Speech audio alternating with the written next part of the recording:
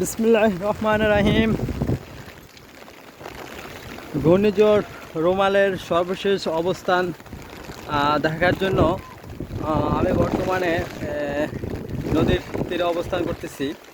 তো এখানে এসে দেখতে পেলাম আমাদের যে কালীগঞ্জ ঘাটের লঞ্চ টার্মিনালটি, এটি রুমালের তাণ্ডবে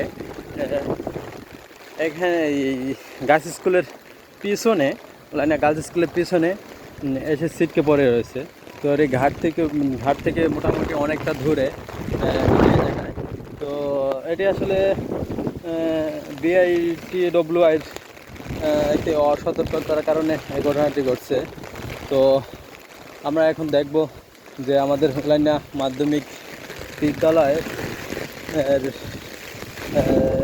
কি ক্ষতি হয়েছে, বর্তমান কি অবস্থা।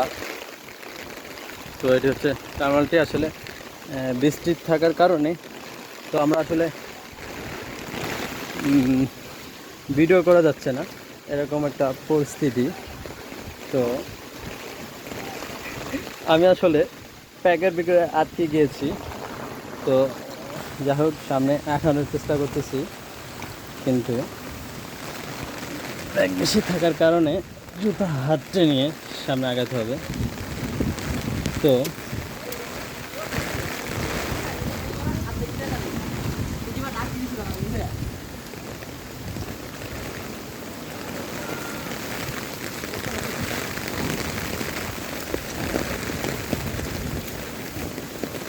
তো আইসিকা বর্তমান পরিস্থিতি। তো এটা আইসিকা ধরনের গাছ স্কুলের পিছনের অংশ ক্ষতিগ্রস্ত হয়েছে।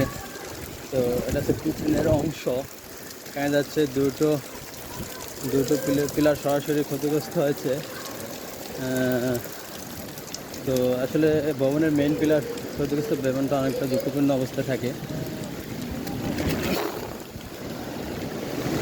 তো নদীর অবস্থা এখনও অনেক উত্তপ্ত আছে।